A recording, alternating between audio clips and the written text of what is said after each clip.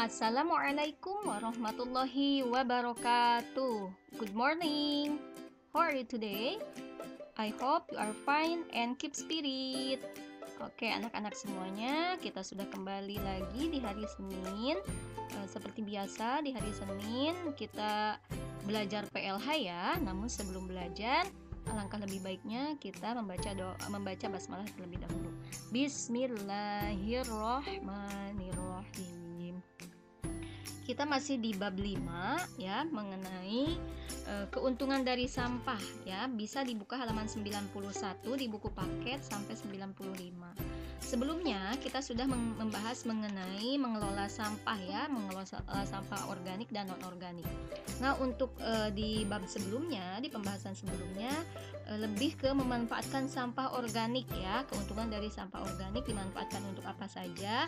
Nah, di pertemuan hari ini lebih ke sampah anorganiknya, bisa dimanfaatkan untuk apa saja. Nah, mari kita mulai ya. Bagaimana caranya agar sampah anorganik dapat dimusnahkan dan tidak memenuhi pembuangan sampah? Nah, bagaimana caranya? Ya, kita ulang dulu dari contoh sampah anorganik. Contohnya adalah sampah anorganik itu adalah botol plastik bekas air minum, kaleng minuman, kemudian kemasan makanan yang terbuat dari plastik, ya ada logam ya, dan lain sebagainya. Itu adalah contoh sampah anorganik. Bagaimana cara mengelola sampah anorganik ini supaya dapat dimusnahkan dan tidak memenuhi tempat pembuangan sampah? Yaitu caranya dengan diolah kembali atau didaur ulang, atau yang disebut dengan recycle, dan juga bisa dipakai kembali atau disebut dengan reuse ya. Kalau reuse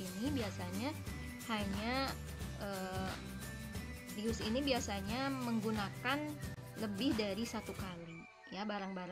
Kita menggunakan barang-barang lebih dari satu kali, itu namanya reuse. Kalau recycle itu mendaur ulang sampah-sampah tersebut menjadi barang yang baru atau barang yang memiliki nilai jual, kemudian barang-barang yang lebih bagus lagi ya. Kan tadinya sampah, kemudian didaur ulang menjadi barang-barang yang baru. Kalau reuse tadi ya, reuse itu memakai lebih dari satu kali.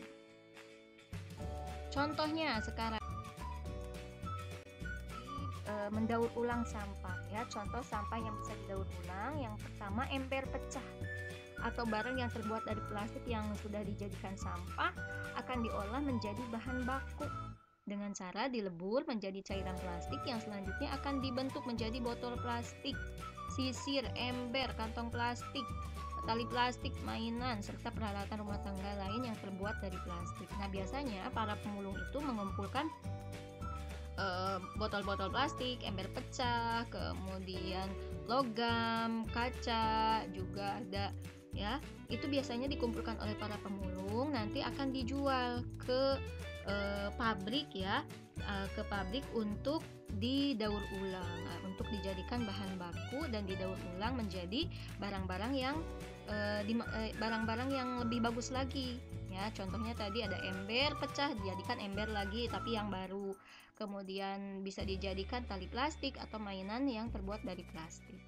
Berikutnya ada logam yang berasal dari peralatan rumah tangga atau peralatan kantor diolah menjadi bahan baku logam.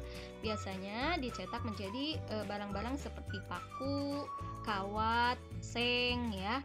Nah, itu adalah logam ya, dari logam. Kemudian yang ketiga ada kaca pecah atau rusak. Ini bisa dijadikan bahan baku kaca lagi, menjadi kaca yang baru lagi. Yang tadinya sudah pecah, rusak, didaur ulang kembali, dijadikan bahan baku dulu, kemudian didaur ulang, bisa jadi kaca yang baru.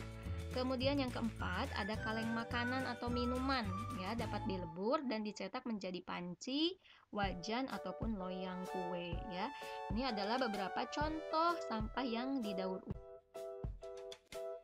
Nah, selain kita bisa menjadikan tadi ada sampah ya, sampah-sampah untuk bisa didaur ulang. Nah, sampah juga dapat kita manfaatkan untuk membuat karya seni sehingga menjadi barang yang berguna dan bernilai jual tinggi.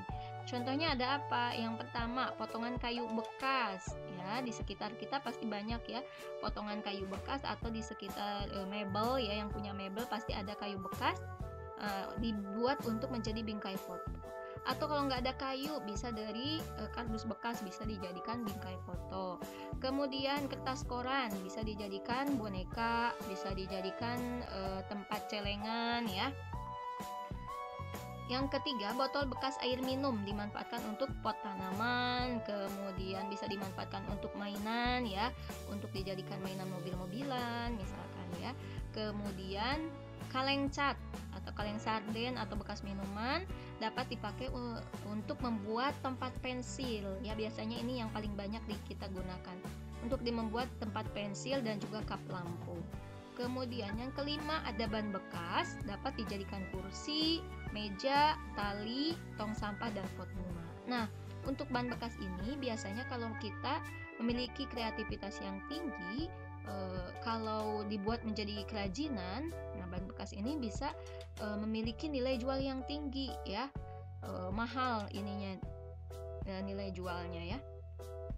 Kemudian yang keenam, kain perca.